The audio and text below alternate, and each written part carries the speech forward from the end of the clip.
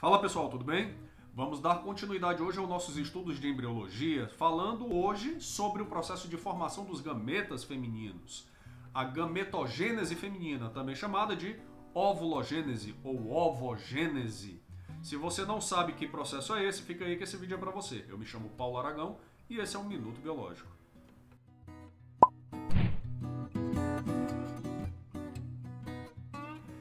A formação dos gametas femininos segue basicamente as mesmas etapas que nós vimos na espermatogênese. Lembra quais eram as etapas lá? Lá nós falamos que nós temos a etapa de multiplicação, crescimento, maturação, que é a parte da meiose, e a diferenciação, que é a espermiogênese. Aquele momento em que a célula, a espermátide, se transforma de fato nos espermatozoides. Na ovulogênese, nós não temos a última etapa, não existe a etapa de diferenciação. Então nós vamos ter só as três primeiras: multiplicação, crescimento e maturação. Maturação, lembra, é o processo de meiose. Pois bem, na espermatogênese, lá na parte de crescimento, nós tínhamos que célula? A que célula iniciava todo o processo? Células germinativas. Aqui na ovogênese também. Você vai ter as células germinativas e elas se multiplicam intensamente para ter milhares e milhares delas. E após esse processo de multiplicação, quando uma delas resolve iniciar o processo de formação do gameta, essa célulazinha agora é chamada de ovogônia. Veja que segue um padrão similar ao que nós vimos na espermatogênese. A célula que iniciava lá, na espermatogênese, era espermatogônia. O prefixo é o da espermatogênese. Aqui, como é ovogênese, ovogônia. Então você já facilita o entendimento do conteúdo por essa comparação.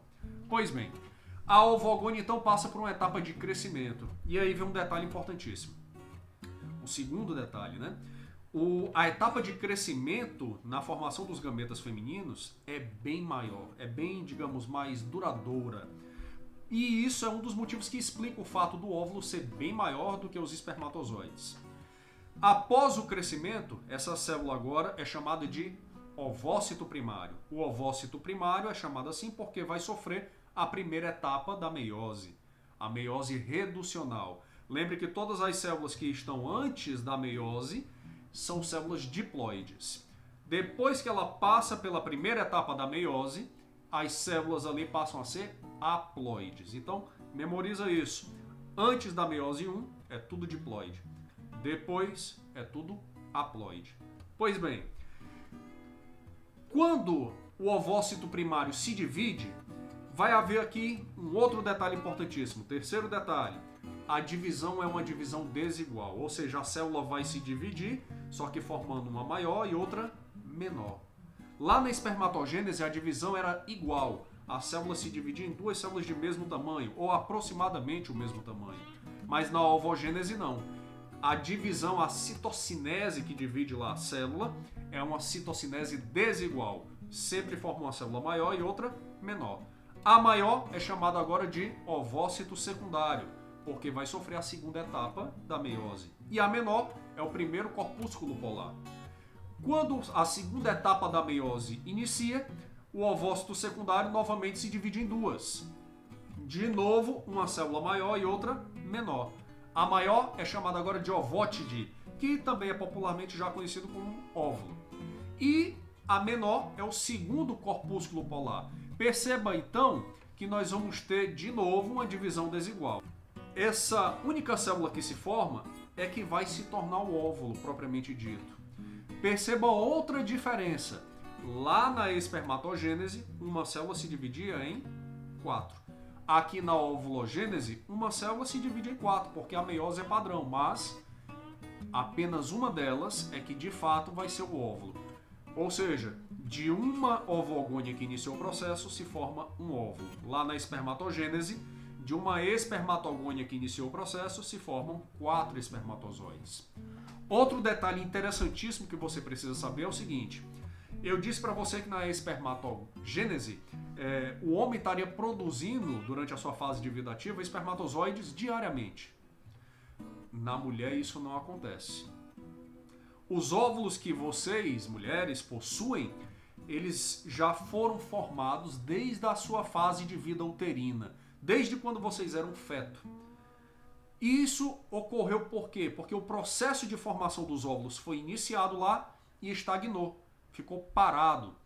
Mais especificamente, ficou parado na primeira etapa da meiose, a prófase 1. E a cada ciclo menstrual, uma dessas células inicia, ou melhor, continua o processo que foi iniciado anteriormente. Ah, professor, mas e aí? Significa que eu não vou ter óvulos suficientes? Não, não necessariamente. Significa apenas que nas mulheres, as células que você tem ao longo da sua vida são as mesmas desde o início. E é por isso que é preocupante quando mulheres com um estado de idade um pouco mais avançada tendem a ter filhos, porque se ela tem, por exemplo, 30 anos, o óvulo, aquela célulazinha lá, tem 30 anos. Se ela tem 40 anos, então a célula dela que vai formar o óvulo também tem 40 anos. E quanto mais velha ela for, mais velhas são as células que futuramente se tornarão óvulos nela. E, consequentemente, isso dá maior margem para acontecer erros durante a meiose que podem causar os problemas genéticos conhecidos pela população. E no homem, isso não acontece? Erros podem acontecer durante a formação dos espermatozoides, mas a frequência com que isso acontece é menor porque as células estão sempre jovens, elas são produzidas todo dia. Já nas mulheres não, os óvulos que vocês têm agora são os óvulos que foram formados desde a fase da vida uterina. Então eles têm a sua idade. É importante ter em mente isso, a idade das suas células nos seus ovários. Mas bem, a gente pode discriminar esses pequenos detalhes em um próximo vídeo. Eu espero que você tenha aprendido informações importantíssimas. Se ficou alguma dúvida, eu tenho certeza que deve ter algumas, deixa aqui nos comentários. E se você gostou e esse vídeo te ajudou de alguma maneira, deixa aí o seu like e se inscreva. Eu espero que você volte para o próximo vídeo. Um grande abraço e até o nosso próximo Minuto Biológico.